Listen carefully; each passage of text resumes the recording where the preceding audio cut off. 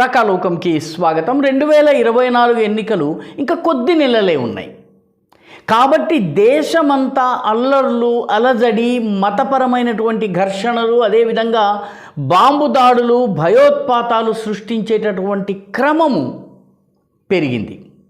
జమ్మూ కాశ్మీర్లో ఒక్కసారిగా G20 సదస్సు తరువాత ఉగ్రదాడులు పెరిగినాయి, చొరబాట్లు పెరిగినాయి. ఆ తర్వాత అడవులను ఉపయోగించుకుని దాడి చేసేటటువంటి క్రమం పెరిగింది. అదే సమయంలో దేశమంతా కూడాను అల్లర్లను సృష్టించేందుకు అటు బీహార్ నుంచి ఆరంభించి గుజరాత్ దాకా ఇటు దక్షిణ భారతదేశంలో కూడాను దాడులు జరిపించేందుకు పెద్ద ఎత్తున ప్రయత్నాలు జరుగుతున్నట్టుగా కనిపిస్తోంది. ఇటీవల గుజరాత్లో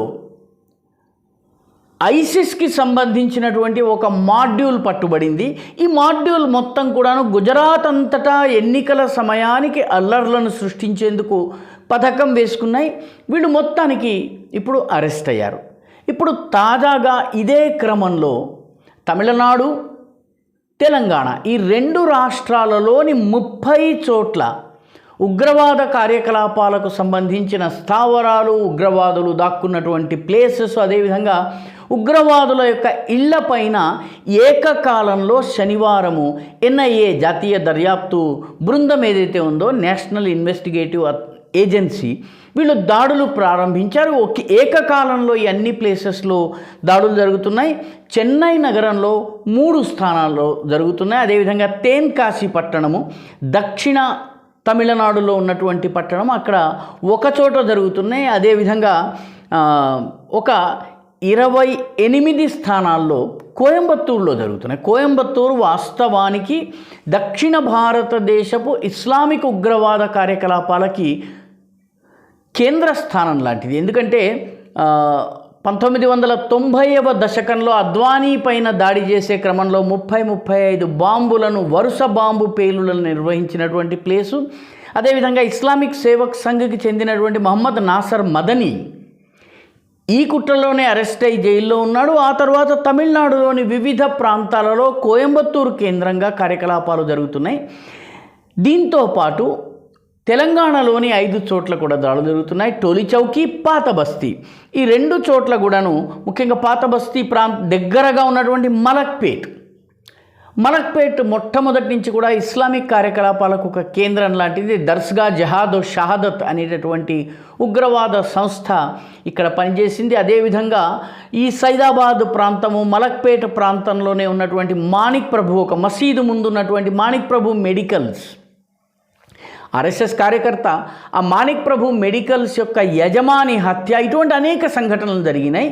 అనేక సందర్భాల్లో విఖారుద్దీన్ అనేటటువంటి ఉగ్రవాది అనేక మంది పోలీసులపైన దాడి చేసిన విఖారుద్దీన్ కూడా ఈ ప్రాంతానికే చెందినవాడు. కాబట్టి Malakpet is a hotspot. Tolichowki కూడా ఒక హాట్స్పాట్. ఎందుకంటే 1990 బిగినింగ్లోనే DSP కృష్ణప్రసాద్ ఒక కశ్మీరీ ఉగ్రవాదిని పట్టుకోవడానికి వెళితే ఆయనపై కాల్పులు జరిపి చంపడం జరిగింది.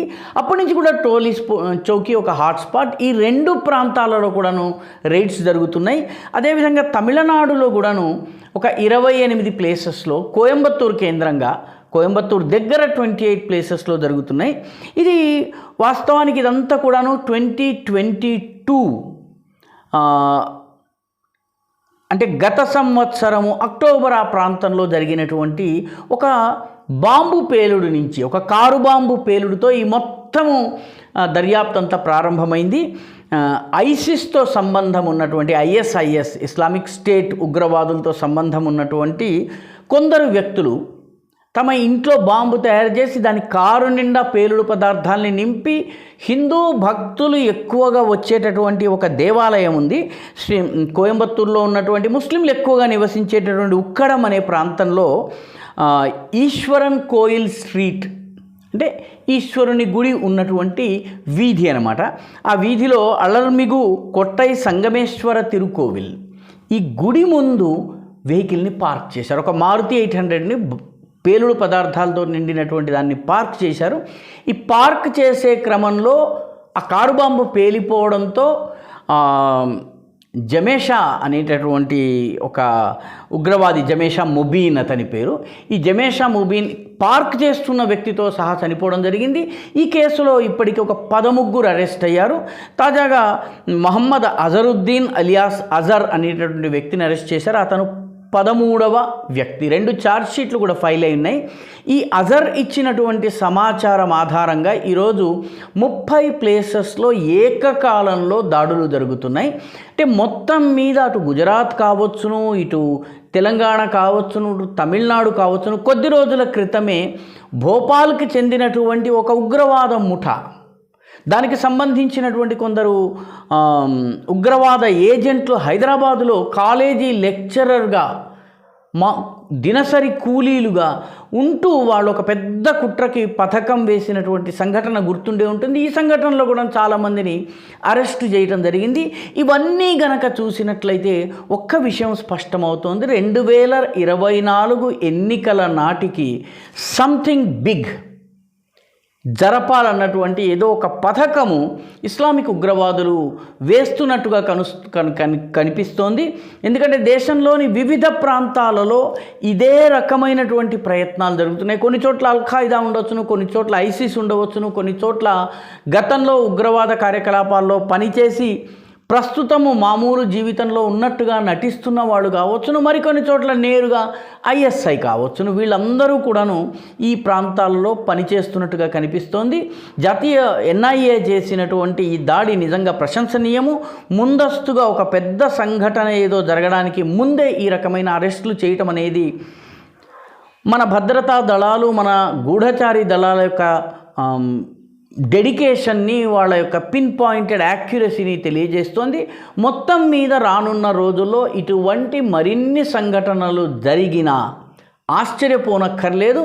మరింతమంది ఉగ్రవాదుల్ని మన భద్రతా దళాలు అరెస్ట్ చేసి ఈ మొత్తం కుట్రల్ని భగ్నం చేసినా కూడాను మనం పెద్దగా ఆశ్చర్యపోవాల్సింది ఏమీ లేదు. 2024 ఎన్నికల నాటికి అలజడి సృష్టించాలన్నటువంటి ఒక పెద్ద ప్రయత్నం జరుగుతోంది. అల్లర్ల దగ్గర నుంచి మొదలుపెట్టి శుక్రవారం నాడు గుజరాత్లోని ఖేడాలో శివ భక్తుల ఊరేగింపు పైన దాడి వంటి సంఘటన కావచ్చు. దేశవ్యాప్తంగా ఇటువంటి సంఘటనలు జరగబోతున్నాయి. అందుకే ఎన్ఐఏ చాలా యాక్టివ్గా వీళ్ళందరినీ అరెస్ట్ చేసే పనిని చేపట్టింది.